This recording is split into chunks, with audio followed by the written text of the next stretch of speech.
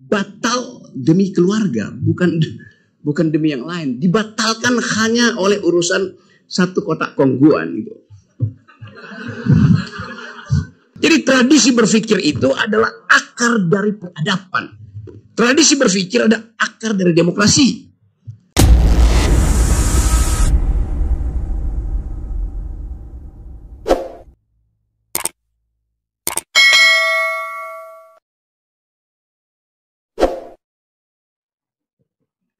Assalamualaikum warahmatullahi wabarakatuh.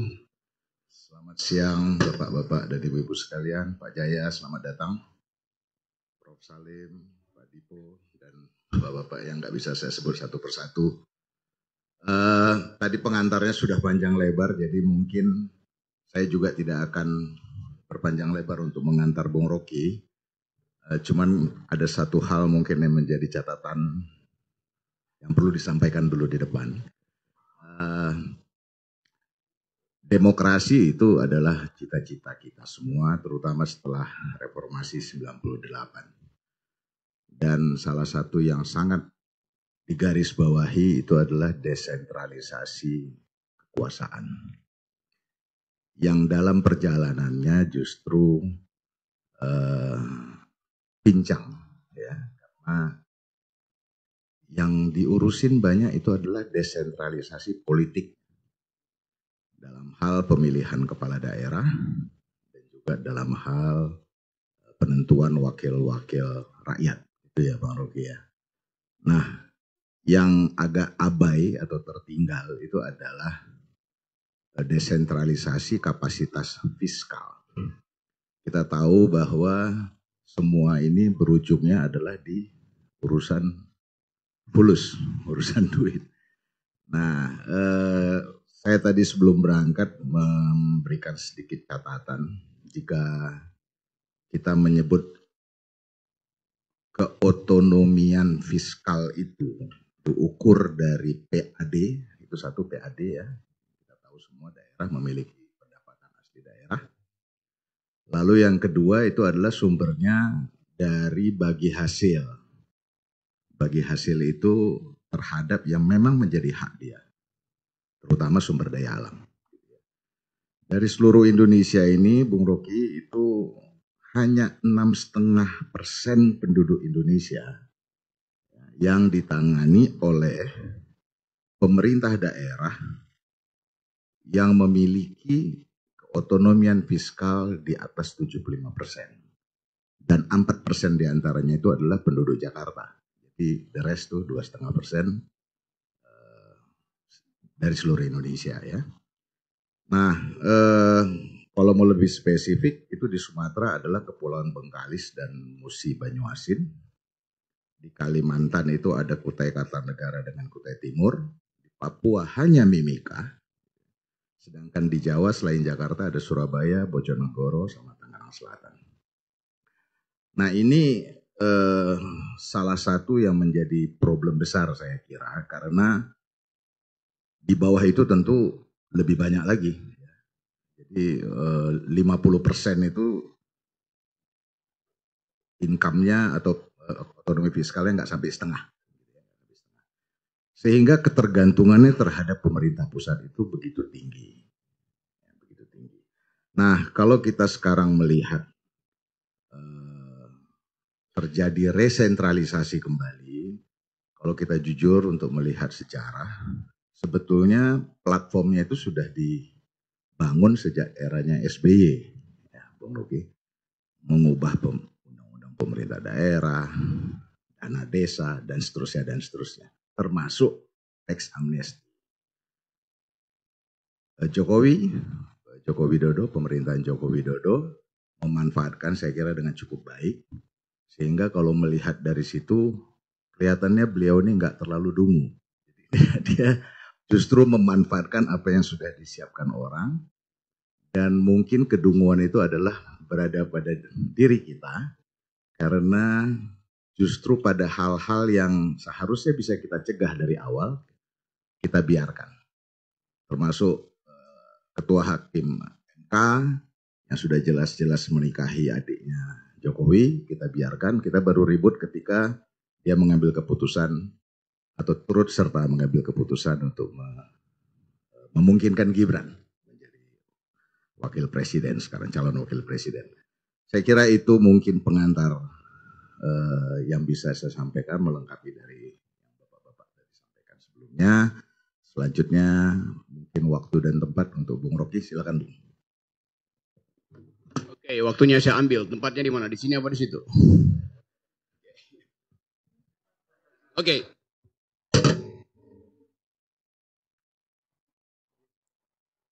Profesor Didik Rahbini, saya ambil sementara kedudukan Anda sebagai rektor ya. Oke, terima kasih teman-teman.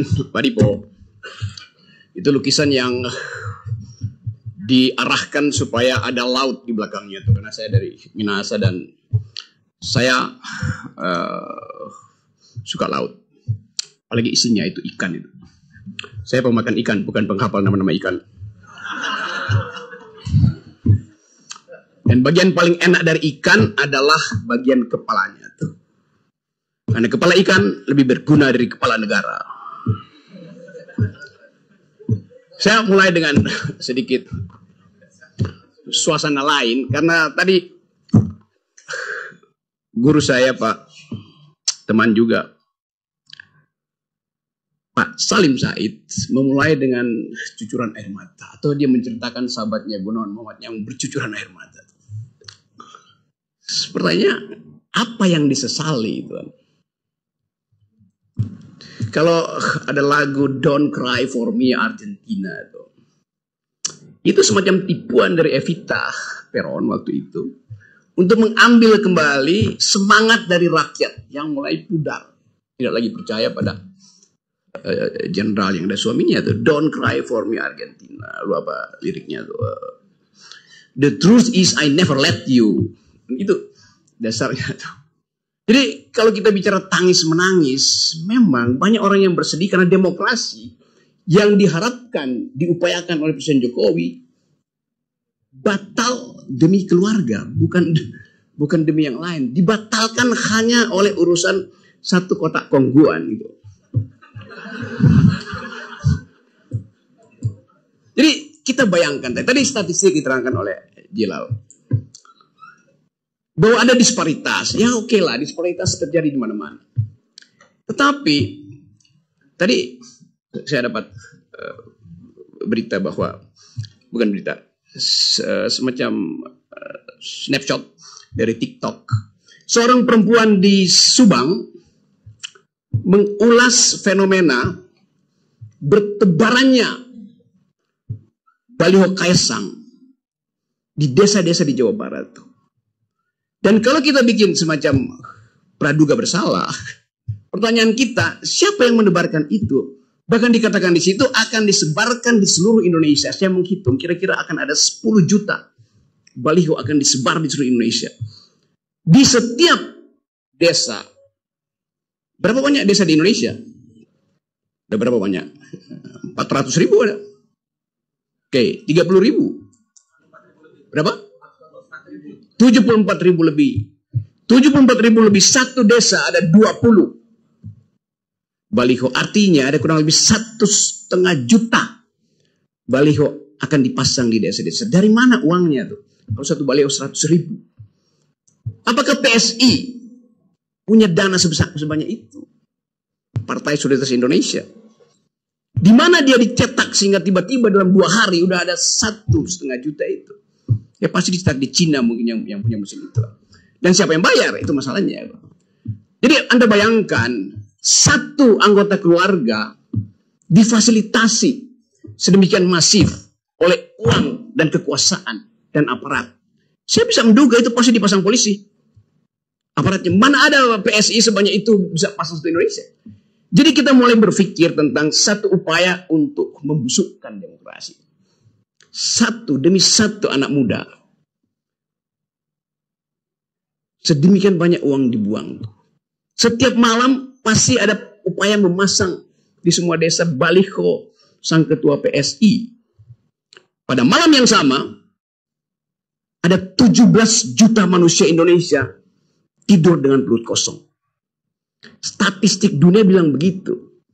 Kemiskinan di Indonesia, kelaparan di Indonesia tertinggi di Asia. 17 juta perut tidur dalam keadaan lapar setiap malam. Anda coba lihat kontrasnya. Kalau kita bilang bahwa ada kesempatan untuk mengharapkan kecerdasan, mengharapkan kemakmuran. Yang diperintahkan oleh konstitusi pada setiap presiden cuma dua. Cerdaskan kehidupan bangsa, rawat fakir miskin. Presiden siapapun visinya cuma itu. Ngapain nambah visi itu? Memang cuma itu. Rawat fakir miskin, cerdaskan kehidupan bangsa. 9 juta fakir miskin mau dikasih makan kongguan. IQ nasional kita sekarang tinggal 78. Cerdas di mana bangsa ini? Dengan 9 juta kelaparan per malam. Dan IQ 78. Mau ngapain dengan bonus demografi? Dari awal kita lihat bahwa pemerintah Presiden Jokowi membatalkan ide utama dari konstitusi. Yaitu cerdaskan kehidupan bangsa dan rawat fakir miskin. Yang ketiga bahkan dicoba-coba ikut serta dalam perdamaian dunia. Presiden Jokowi nggak pernah pidato seperti Erdogan pidato untuk pro Palestina. Yang ada di Monas kemarin adalah masyarakat sipil, itu bukan negara. Dan impactnya Pak Jokowi bilang ya kami membela. Ya membela itu tahapan paling awal. Membela tanpa mengirimkan bantuan itu harus omong kosong ke Palestina. Korea Utara ngirim, bayangin, komunis bantuin Islam di Palestina. Dia kirim peralatan perang bahkan. Indonesia, negara dengan mayoritas, hanya bisa kasih nota diplomatik, hentikan ceasefire di situ. Ya semua orang juga bicara begitu. Jadi saya mau lihat suasana ini dari segi tadi. Yaitu tadi kita mau lihat apa yang salah di dalam demokrasi kita. Sehingga mereka yang paham tentang value, democratic imperatif, selama 9 tahun diem, dan 2 hari lalu menangis di depan TV. Apa nggak bego tuh? Ngapain nangis? Artinya dari awal dia tidak bisa mendeteksi bahwa dia membeli kucing dalam karung selama 9 tahun. Saya membeli kucing dalam karung dan saya nggak mau beli karena karungnya bolong. Dari awal saya tahu kucing mana yang ada di situ. Kan itu dasarnya gitu kan. Jadi apa yang kita sebut sekarang sebagai upaya untuk menghasilkan dignity, apa namanya, martabat sebagai bangsa, nggak ada satu fasilitas pun di dalam olah pikir kita yang memungkinkan kita percaya bahwa akan ada dignity pasca Jokowi pasca Jokowi di-impeach. Kita mesti membayangkan satu radical break hanya mungkin terjadi kalau prosedur demokrasi dibatalkan total. Karena itu prosedur demokrasi sekarang ada peralatan Jokowi untuk memperpanjang dinastinya. Itu prosedurnya. Pakai semua aparat. Jadi kita batalkan dulu prosedur yang dibuat oleh Jokowi. Baru Anies bisa menerobos halangan itu. Baru Prabowo bisa lega bahwa dia masuk sebetulnya dalam koridor yang sudah dibersihkan. Baru Ganjar juga bisa berpikir, oh iya saya bukan jadi petugasnya partai. Karena itu dasarnya. Jadi kalau kita mau berpikir radikal tentang demokrasi hari ini, tidak ada hal yang lebih patetik, patologis, ketimbang apa yang diperbuat oleh Jokowi di Mahkamah Konstitusi. Karena itu kita menginginkan, dan saya kira harus terjadi satu ucapan yang masuk akal dari Pak Jimli Asidik. Dari forum ini, saya minta Pak Jimli Asidik, Anda asidik, bukan as. Itu kita niatkan itu. Karena soal ada keraguan-raguan pada Pak Jimli itu. Dengan mengirim sinyal. Ucapkan aja bahwa saya akan melakukan keputusan yang bersifat radical break. Itu dasarnya, baru kita percaya bahwa dimungkinkan kemuliaan tumbuh lagi. Jimli Asidik bilang bahwa ini republik rasa kerajaan. Kita tunggu konsekuensinya. Kalau dia bikin keputusan yang moderat, itu artinya dia bagian dari punakawan kerajaan. Yes, logikanya begitu. Bicara untuk nyenang-nyenangkan aja. Tapi kita percaya bahwa Jimli Asidik didesain oleh alam semesta untuk jadi messenger, the new kind of democracy itu. Jadi tolong viralkan ucapan saya supaya sampai pada Jim gitu. Dari Australia saya masih hubungan dengan dia. Saya bilang, Anda diminta untuk jadi seorang etikus, bukan sekedar seorang teoretikus dalam kebijakan negara. Dan itu yang kita inginkan. Rakyat ini menunggu seorang etikus menumbuhkan kembali harapan. Kesempatan itu ada. Karena apapun argumennya, keputusan Mahkamah Konstitusi bilang bahwa yang boleh jadi presiden adalah berumur 40 tahun atau pernah menjabat sebagai kepala daerah. Memang tugas kepala daerah jadi wali kota Solo itu serumit apa? Setiap malam saudara Gibran bisa telepon semua konglomerat di situ untuk bikin proyek. Dia bisa telepon semua BUMN. Erick Thohir setiap minggu bolak-balik ke situ. Nggak ada susahnya jadi wali kota Solo. Tetapi kenapa itu diistimewakan pada dia? Lebih sulit jadi rektor Pramadina daripada jadi wali kota Solo. Yes. Rektor itu mesti mengasuh pikiran generasi ke depan. Hanya itu.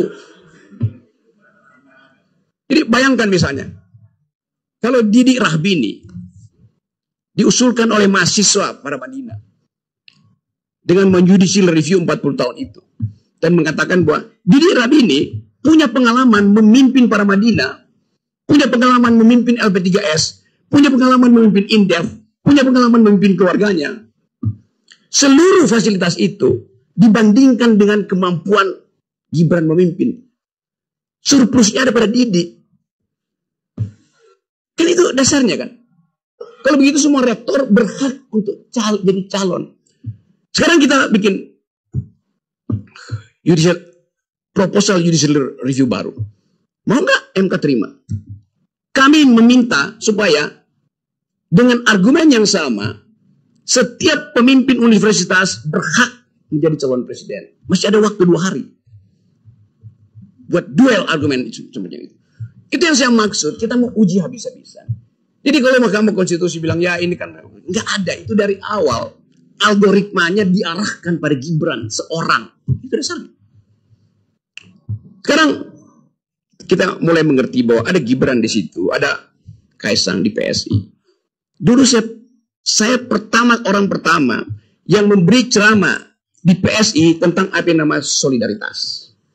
Diminta oleh Grace Natali. Di samping saya ada si Raja Antoni, yang sekarang nggak lagi raja dia, jadi penunggang kuda. Minta menerangkan apa itu the very idea of solidarity itu. Minta diterangkan apa artinya mawar merah sebagai lambang partai. Bahwa lambang solidaritas itu adalah lambang kesosialan manusia tuh. Lambang yang dimulai sejak kita mengerti demokrasi. Yaitu di suatu pagi di 1789 di alun-alun kota Paris. Raja Louis XVI diuji diktumnya oleh rakyat Prancis. Rajanya bilang bahwa mahkota saya dipasangkan oleh Tuhan dari langit. Nggak mungkin jatuh dari kepala saya. Kata Raja Louis XVI. Raja bilang, oke, kita uji. Ditaruhlah kepala raja di atas pisau gilotin. Pisaunya dalam 2 detik. Bukan sekedar mahkotanya copot dari kepalanya. Kepalanya copot dari badannya. Dari situ kita mengerti apa artinya demokrasi itu. Vox populi suprema lex. Suara rakyat adalah hukum tertinggi. Itu kita mengerti bahwa demokrasi membutuhkan solidaritas. Dan solidaritas masyarakat Prancis yang mengajarkan kita bahwa demokrasi dituntun dengan cara perlahan-lahan, bahkan dengan kejadian-kejadian yang berbahaya. Dari revolusi Prancis sampai Don't Cry for Me Argentina. Jadi kita paham sejarah intelektual dari demokrasi. Tanya pada Kaisang, paham nggak dia sejarah itu? Dia akan bilang, saya paham. Siapa yang buatmu paham? Bapakku. Apa paham bapakmu? Dia nggak tahu. Jadi diturunkanlah kedunguan itu. Saya mau terangkan itu serius, karena saya bagian dari itu.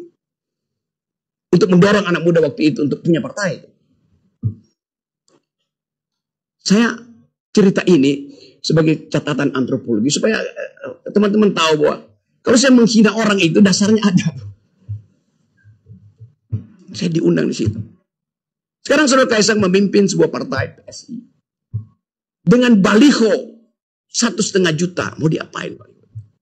Lambang dari partai itu adalah mawar merah.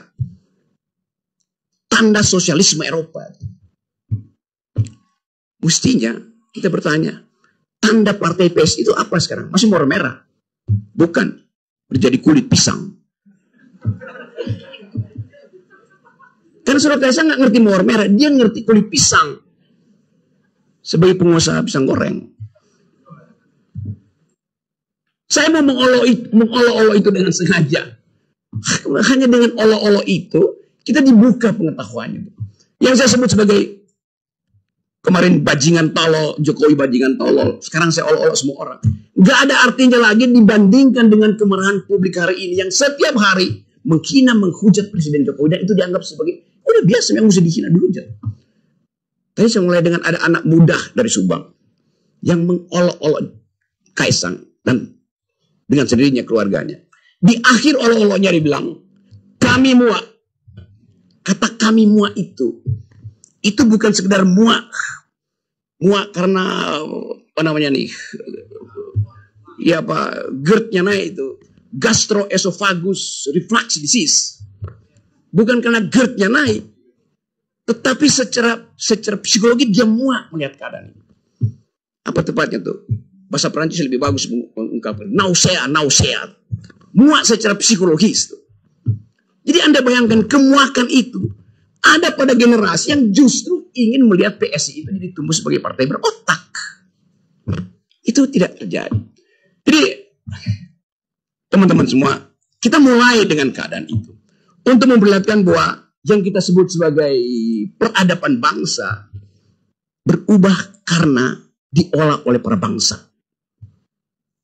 Itu. Jadi teman-teman, saya diminta kasih pengantar pendek supaya kita bisa diskusi. Yang penting adalah bagi kita mesti bisa membayangkan satu perubahan politik di Indonesia dalam 1-2 minggu ini berlangsung di luar sistem elektoral. Kalau itu terjadi, dan sangat mungkin terjadi, siapa yang memimpin itu? Itu pertanyaannya. Dia akan dipimpin oleh ini. Tadi kata Didi Rafini, Institut Peradaban tidak punya kampus. Saya bilang kita berkampus pada peradaban. Dan Institut Peradaban berupaya untuk mengingatkan terus bahwa ini adalah the community of thought. Komunitas pikiran. Karena itu keinginan kita adalah melengkapi proses beradab yang sudah ditanamkan oleh para founding parents kita. Itu berdebat tentang ide. Bertengkar dengan argumen. Bukan kirim-mengirim sentimen. Itu yang hendak dilanjutkan oleh Institut Peradaban. Itu pikiran-pikiran peradaban yang dimulai sejak bangsa ini tahun 30. Ketika pemimpin-pemimpin kita ditangkap. Syahrir ditangkap di ND, Soekarno dibuang ke apa namanya, Lampung, Bengkulu sana tuh. Yang lain gak ada. Tahun 30 itu kita kehilangan kemampuan berpikir karena pemimpin-pemimpin awal kita ditangkapin Belanda. 15 tahun kemudian mereka bertemu lagi di Jakarta dan memulai upaya untuk memikirkan bangsa. Menghasilkan perdebatan bermutu, konstituante. Itu perdebatan luar biasa bermutu. Bayangkan perdebatan itu dibuat demikian memikat. Sehingga kita baca risalah konstituante itu seperti membaca sinetron politik yang sangat bermutu. Debatnya bagus tuh. Seluruh referensi akademis ditaruh di situ. Padahal tidak semua mereka datang dari referensi akademis, tapi dia membaca. Dan pasti bacaannya bukan Sinchan. Jadi tradisi berpikir itu adalah akar dari peradaban. Tradisi berpikir ada akar dari demokrasi. Karena itu kalau ditanya, apa definisi demokrasi? Demokrasi bukan pemerintahan dari oleh untuk rakyat, bukan. Demokrasi adalah the government of reason through the government by the people. Pemerintahan akal melalui pemerintahan orang. Artinya orang itu harus berakal. Itu dasarnya tuh. Jadi demokrasi hanya mungkin diucapkan oleh mereka yang memanfaatkan akal untuk bertengkar dengan argumen. Dan itu dibenihkan oleh Soekarno, Syahrir, Tan Malaka, Aidit bahkan. Siapa lagi? Kartosuwiryo, Natsir. Ada percakapan bermutu untuk menginstitusikan peradaban pada waktu itu. Sekarang apa yang terjadi? Para pemuda waktu itu berpikir bahwa Indonesia akan dituntun oleh alam pikiran. Pada waktu itu para pemuda berpikir begitu. Karena itu Bung Karno mengatakan, beri saya 10 pemuda, saya akan guncang pikiran dunia. Dan itu yang dipakai oleh Pak Jokowi. Saya beri 1 pemuda, saya jadikan dia wapres. Masih logik gitu, Pak. Tanpa proses berpikir, tanpa skrutinisasi, tahapan untuk jadi pemimpin diuji di dalam pikiran, di dalam universitas, secara metodologi.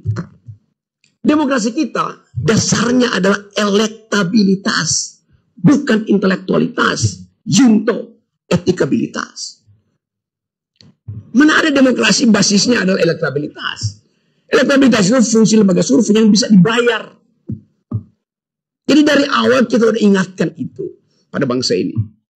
Tapi mereka yang sok jagoan, merasa tokoh-tokoh budayawan, ya saya dulu 9 tahun dibully oleh orang yang menangis kemarin tuh. Terus menerus sama gengnya itu. Sekarang dia bertobat mungkin. Tapi lebih baik terlambat daripada telat. Sama aja.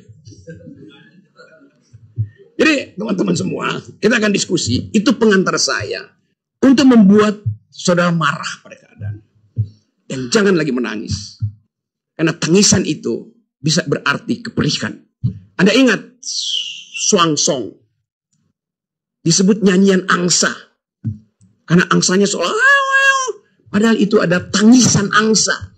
Angsa itu menangis sedetik sebelum dia ditebas lehernya. Jadi dalam opera Rusia, Swangsong itu artinya angsa yang menjemput kematian. Kita mau ubah negara ini supaya satu waktu kita bisa katakan bahwa Institut Peradaban memelihara bibit peradaban demokrasi supaya tidak berubah menjadi tangisan angsa. Terima kasih.